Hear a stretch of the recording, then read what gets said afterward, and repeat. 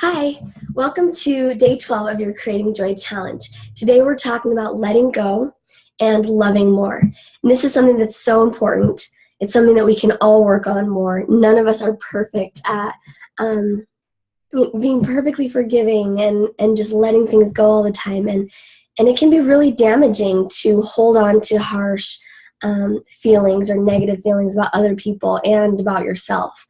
I think most of us have lots of negative feelings towards ourselves, and it's so important to just be able to let those go, let the feelings go, and to love more. And so we're going to talk a little bit about this today. I want to give you 3 tips to how to let go more effectively. And letting go, all that really means is allowing the emotion or the feeling, right, to move through you or move out of you. It's just allowing it to move. So often we try to ignore the feelings that we're feeling or reject them or avoid them or pretend they're not there. And when you do that, they actually get stuck, and they'll build up over time until one day you just will blow up, right? And you have all of these things that you're feeling and thinking. And so it's important to allow yourself to let go in a healthy way. Let those emotions move out of you. And so today I'll give you a few tips on how to do that effective, or at least ways that I find are really effective ways to doing this. And you might have other ways that you do this. I'd love to hear those ways as well. Now, the first way is to journal. Journaling can be a very powerful way to let go.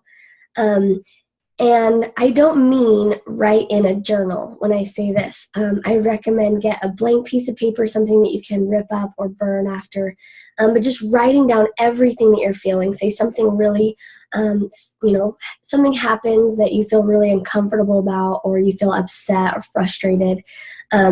Take a little bit of time to just write down everything that you're feeling, and get it out of your head, get it out of your heart, and just onto the paper. And that can really help to just relieve what you're feeling, lessen the burden, and to move that, right, that feeling or that emotion. Another way is to actually verbalize it. And I think most of us naturally do this already, whether that's just, complaining. I think a lot of us complain and talk about what's going wrong, or just venting to the people that are closest to you. And this is a very common thing. Something happens that is hard in my day. The first person that I come home to is my husband, and oftentimes I'll tell him what has gone wrong, right? And it's not a very positive thing to come home and vent and dump all this negative stuff on the people that we love most. And so there are more effective ways to do this. Instead of just venting to the people you love, you can find a quiet place. That could be your car, a place where no one is going to hear you talking, and actually verbalize, vocally say what you're feeling out loud. And actually pretend, if you've heard of Kirk Duncan, he's a really popular motivational speaker. He talks about actually imagining the person that you're wanting to, or that you're frustrated by or have a problem with. Actually imagine them standing there in front of you and telling them the way that you feel, telling them what's bothering you, and just picturing them there. And you don't need to edit this or make it sound pretty necessarily. Just let it all out, right? It might sound ugly, or you might start crying, right? But just let it all out. Tell that person, that imaginary person, what you're feeling and what you're thinking. And then after you've just gotten everything out, after you've just gotten all of that negative energy that's bound up inside of you just out, then you can, still imagine that same person standing there and just apologize for having had all those negative thoughts and thank them for giving you the opportunity to release that and to let that go. And you can take that one step further then, and as you're offering your your gratitude and saying thank you for allowing me to release this and talk about this, then you can express compassion or love. You can take that one step further if you feel like you need or want to.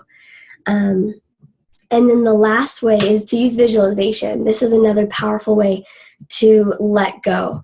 This is a lot like meditation, so you can just close your eyes, just become really peaceful, close your eyes, and just be aware of your body and how your body's feeling. And notice where you're feeling your emotion. When you're upset and frustrated, oftentimes I feel it in either my heart or my gut. You might feel it in your throat. But be aware of where you're feeling that feeling and just allow yourself to feel it. Acknowledge that feeling, and don't judge it necessarily, but just acknowledge that it's there. Allow yourself to feel that. And then you can use visualization to imagine that feeling actually leaving that place in your body and getting smaller and smaller and smaller as it goes farther and farther away from you. So that's another way that you can mentally let go of something, allowing that to move. And so try these out. You might be more of a want to talk it out type of person, so try the second option.